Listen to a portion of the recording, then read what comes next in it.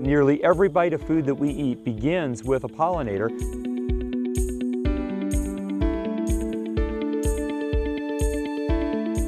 Hello and welcome to this edition of the State of Soy.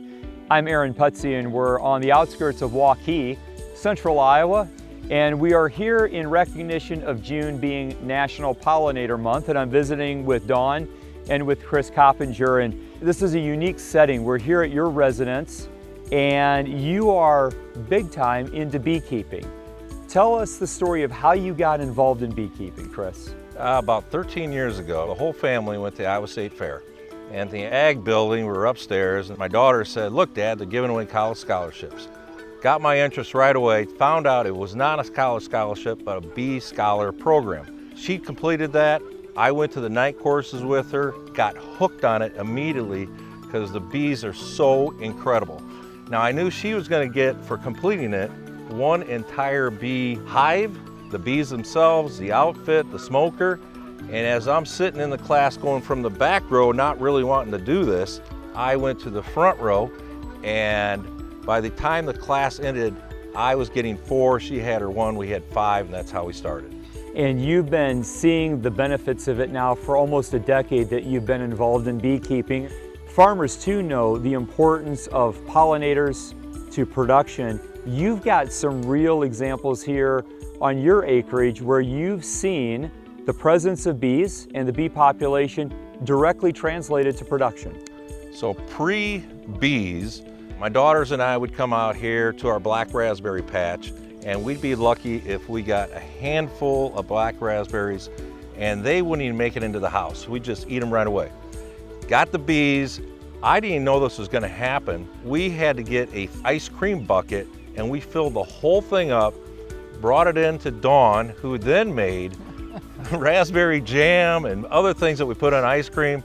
But it was amazing. I'm not only seeing the black raspberries, but I've got a garden.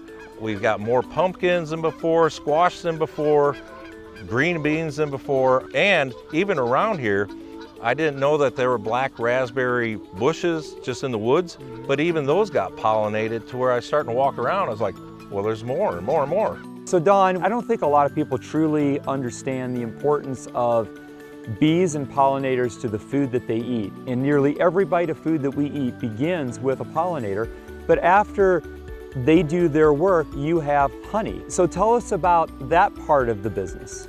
Well, it's really about a day-long process of extracting the honey out of their hive. They aren't very happy. That literally goes into big 5-gallon buckets, and then we pour it over into different size jars, and we start giving it out to our list of people who come back for it year after year after year. And it really, it's like a perfect food, isn't it? It is. Scientifically, I can't tell you exactly what happens, but they say, number one, for allergies, it's perfect. So if you take a teaspoon in the morning and a teaspoon at night, you'll see your allergies reduce if it's from the area that you live in, and if it's raw, filtered honey. And then secondly, people who are dieting or who haven't been very healthy, if they take a tablespoon a day, it has all the nutrients that they need. Any recommendations or advice you have for people just to be a little bit more mindful of pollinator habitat? What would that be? My number one, it's no mow May. And that is allowing all of your stuff to really green up, not looking to kill every single dandelion in your lawn or every single piece of clover, because those are the things that they go to. And then our water sources, making sure that we maintain those good, clean water sources like the pond that's here behind us. Plant plants around your house that are friendly to bees, because there's a lot of new plants, flowering plants right now that are anti-insect type plants. So there is some education that people can do to learn how to just be more mindful of pollinators. Soybean farmers are, because they know and they have seen the direct benefit to increase pollinators and soybean yields, much like the Coppingers have seen on their acreage just outside of Waukee. Reporting for this edition of the State of Soy, I'm Aaron Putsey.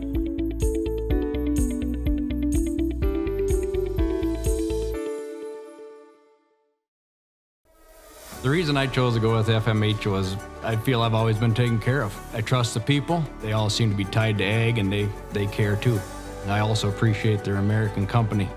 As a farmer, I appreciate they're family owned, that it's here in the United States, that they're owned in the United States, and they're working for us. All good people.